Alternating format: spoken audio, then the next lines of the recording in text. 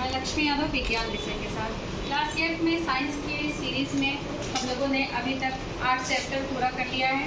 Chapter 8 जो था वो था एडोलेसेंस यानी किशोरा अवस्था। आज हम लोग चैप्टर 9 को स्टार्ट करेंगे और चैप्टर 9 जो है वो है दिव्यांगता। चैप्टर का नाम क्या है? दिव्यांगता। दिव्यांगता होती क्या है?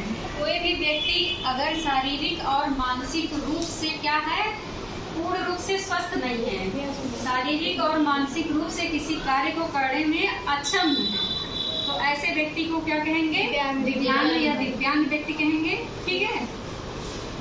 जो दिव्यांगता है इसे जो है सेलिब्रेट किया जाता है 3 दिसंबर को विश्व दिव्यांग दिवस के रूप में मनाया जाता है। किस दिन को? 3 दिसंबर को। दिव्यांगता को क्या कहते हैं? एक तरह की ये अक्षमता है। ठीक है। क्या है? अक्षमता है। अच्छा, जो दिव्यांग व्यक्ति होते हैं शारीरिक रूप से अक्षम होते हैं, उनके लिए अंतर्राष्ट्रीय स्तर पर एक अलग से खेलों का आयोजन होता है। वो क्या है? हम लोगों के जैसे नहीं है, थोड़े क्या हैं, हम लोगों से पीछे हैं, अक्षम है, तो उनके लिए एक अलग खेल का आयोजन होता है। वो अंतर्राष्ट्रीय स्तर पर होता है। ऐसे खेल को बोलेंगे पैरा ओलंपिक खेल। कैसे खेल होते हैं ये? पैरा ओलंपिक खेल। इसमें सिर्फ दिव्यांग लोग ही पार्टिसिपेट करते हैं। इसका आयोजन सबसे पहले रोम में 1960 में हुआ था। कहाँ हुआ था? 1960 में। 1960 में। और इसमें शारीरिक रूप से जो अक्षम व्यक्ति होते हैं वही भाग लेते हैं। अब हम लोग जानेंगे दिव्यांगता में कैसे क्या होती है। दिव्यांगता अगर होती है तो कैसे होती है। देखिए, ये अस्थायी भी हो सकती है। अगर आपके किसी अंग को पैरालिसिस हो गया है, दिव्यांगता उसमें आ गई है, तो हो सकता है वो पूरी लाइफ भी रहे, या हो सकता है ये क्या हो सकता है, एक समय के बाद उपचार हो और ये सही भी हो सकता है। और कुछ ऐसी दिव्यांगता होती है जो धीरे धीरे और बढ़ती रहती है। ठीक है। ये अस्थायी भी हो सकती है, अस्थायी भी हो सकती है और लगातार बढ़ भी सकती है दिव्यांगता। अगर हम दिव्यांगता को देखें तो दिव्यांगता को मुख्य रूप से 2 भागों में बांटेंगे। एक ऐसी दिव्यांगता जो व्यक्ति में उसके जन्म से ही उपस्थित होगी, और दूसरी ऐसी दिव्यांगता जो जीवन के किसी भी काल में किसी भी एक्सीडेंटल जो प्रोसेस है या किसी वजह से भी हो सकता है। तो पहला जो है जन्मजात दिव्यांगता या दिव्यांगता होगी, और दूसरी होगी उपार्जित, जो हमें मिल जाए जन्म के बाद। जन्मजात जो दिव्यांगता है ये आपके जन्म से ही हो सकती है। जब आप माँ के गर्भ में होते हैं उस टाइम से ही हो सकता है। कोई इन्फेक्शन हुआ हो या कोई विकिरण की वजह से या कोई ऐसी दवाएं आप ले लिए हो गर्भावस्था के दौरान जो उस बच्चे को क्या कर रहा हो, नुकसान पहुंचाए, उस पर दुष्प्रभाव डाले, तो ये सारे कारण हैं जन्मजात विकलांगता के। ठीक है। दूसरा है उपार्जित दिव्यांगता। उपार्जित दिव्यांगता जो है ये किसी एक्सीडेंट की वजह से हो सकता है। कोई अंग है जो एक्सीडेंट में उसमें ज्यादा चोट लग जाए तो हो सकता है। आकस्मिक आघात की वजह से अचानक सी चोट लगे और फिर उस पार्ट का जो बॉडी का पार्ट है वो पूरी तरह से रिकवर ना कर पाए। आई बात समझ में? उपार्जित और जन्मजात दिव्यांगता में अंतर आपको समझ में आ रहा है? Yes ma'am. चलिए, अब जो हमारी जो केंद्र सरकार है, सेंट्रल गवर्नमेंट है, ये 21 प्रकार की अक्षमताओं को दिव्यांगता की श्रेणी में रखा है। कितने प्रकार की? 21। कुल 21 प्रकार की अक्षमता जो है उन्हें पहचान करके दिव्यांगता की श्रेणी में रखा गया है। पहला जो है वो है दृष्टिबाधिता। दृष्टिबाधिता जो है ये एक तरह की दिव्यांगता है। इसमें किसी व्यक्ति को देखने में समस्या होती है। क्या होती है? समस्या होती है। उसे बहुत दूर की वस्तुएं हो सकता है ना दिखाई दे, बहुत पास की ना दिखाई दे, या फिर दोनों डिफेक्ट भी हो सकते हैं। तो दृष्टिबाधिता जो है ये एक प्रकार की दिव्यांगता है। दूसरा है लोकोमोटर दिव्यांगता। लोकोमोटर दिव्यांगता दिव्यांगता ऐसी दिव्यांगता है जिसमें व्यक्ति के अंग जो हैं वो कोई अंग जो है किसी एक अंग में अगर इसका इफेक्ट है तो उस अंग में लोकोमोशन यानी गति नहीं होगा, वो अंग कार्य नहीं करेगा। जैसे कोई अंग, किसी अंग को पोलियो लग गया हो पैर में या हाथ में तो पूरा शरीर काम करता है लेकिन वो पर्टिकुलर हिस्सा काम नहीं करता। तो ये पोलियो की वजह से हो सकता है। या अगर कहा जाता है कि अगर बैकबोन में चोट लग जाए, इंजरी हो जाए तो उसकी रिकवरी ना के बराबर या बहुत कम होती है। तो बैकबोन की इंजरी की वजह से हो सकता है या फ्रैक्चर की वजह से भी हो सकता है, टूटने फूटने की वजह से भी शरीर के उस पर्टिकुलर अंग में लोकोमोटर दिव्यांगता हो सकती है।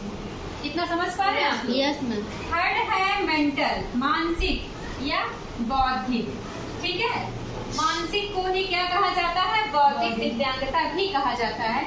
इसमें बस ये होता है कि जो नॉर्मल बच्चे होते हैं उनकी तुलना में उन व्यक्तियों में, उन बच्चों में क्या होता है, उनका जो मेंटल स्तर होता है, मानसिक स्थिति होती है वो थोड़ी स्लो होती है। नॉर्मल बच्चे किसी चीज को अगर 10 दिन में सीख रहे हैं, हो सकता है उस बच्चे को सीखने में 1 महीने या 4 महीने भी लग सकते हैं।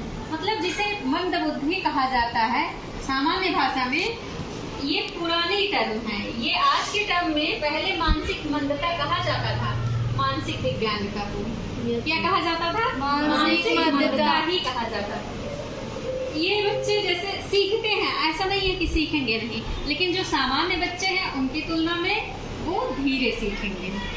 ठीक है। यस। अगला है श्रवण दिव्यांगता। श्रवण दिव्यांगता में आपके कान के जो हियरिंग ग्लैंड है, कान के किसी हिस्से में क्या होगा? डिफेक्ट होगा, जिस वजह से पूरा जितना सुनना चाहिए उतना व्यक्ति नहीं सुनता है। एग्जाम्पल के तौर पर जो बधिर लोग होते हैं, ठीक है, वो क्या है? श्रवण दिव्यांगता की श्रेणी में आएंगे।